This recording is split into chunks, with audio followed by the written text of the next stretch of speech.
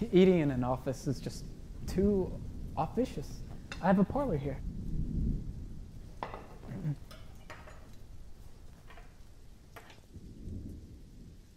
Sit down. Thank you.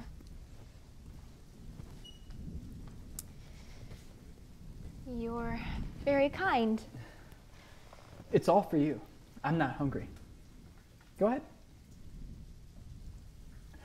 You eat like a bird. I hear that eats like a bird is really a falsity because birds really eat a tremendous lot, but I don't really know much about birds.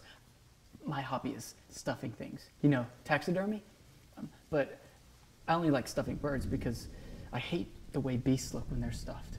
You know, like foxes and chimps. And some people even stuff cats and dogs. Oh, I couldn't do that.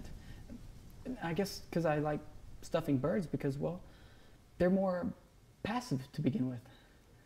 It's a strange hobby. Curious. And uncommon, too. Oh, I imagine so. And it's not as expensive as you think, either. You know, just like you have the thread and the needles and the sawdust, and the chemicals are the only thing that really costs anything. A man should have a hobby. It's not a hobby. A hobby should pass the time, not fill the time. Is your time so empty? No.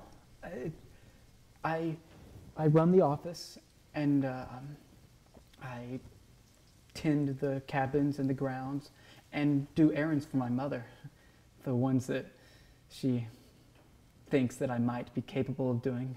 Do you go out with friends? A boy's best friend is his mother.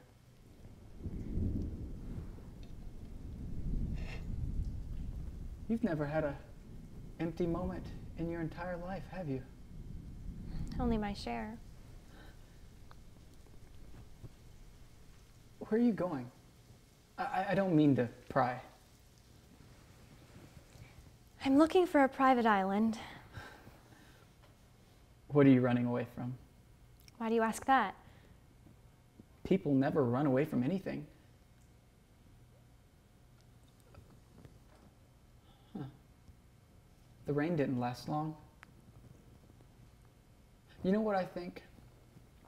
I think that we're all in our personal private traps, clamped in, and we can't get out.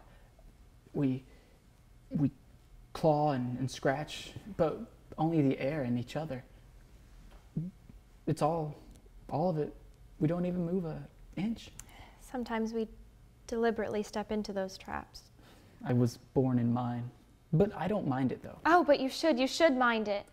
Oh, I do mind it. I just don't say I do. If anybody ever spoke to me the way I heard her speak to you. You know, sometimes I'd like to go up there and curse her and tell her and just leave her forever. Or at least defy her. But I can't do that. She's ill. She sounded strong. No, she's ill. When my father died, she had to raise me by herself. I was only 5, and it must have taken quite a bit out of her. It must have been quite a strain. And she didn't have to work or anything. He left her a little money. Anyways, she met a few years ago this man, and he convinced her to build this motel. He could have convinced her to do anything. But then, when he died too, it was just too big of a shock for her. And the way he died, I guess it's no way to talk while you're eating. Anyways, it just took too much out of her. She didn't have anything left. Except you. A son is a poor substitute for a lover. Why don't you go away? To a private island like you? No, not like me. I couldn't do it. I mean, who would take care of her up there? She would be all alone. Her fire would go out. It would get cold and damp. I mean, you can't do that to somebody you love. Even if you hate them. I mean, understand, I don't hate her. I hate what she's become. Her illness. Wouldn't it be better to put her someplace? You mean an institution? A madhouse? People always call a madhouse someplace, don't they? Put her someplace. I'm sorry.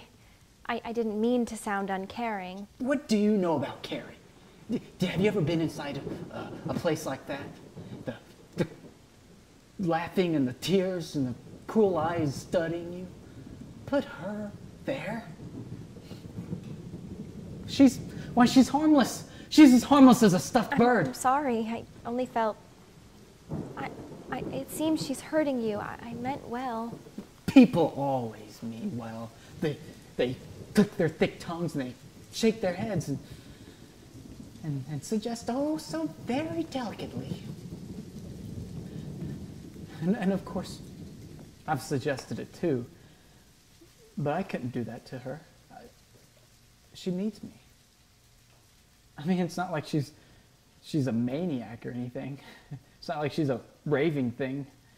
She just goes a little mad sometimes. We all go a little mad sometimes. Don't you? Yes. Sometimes. Once was enough. Thank you. Thank you, Norman. Norman.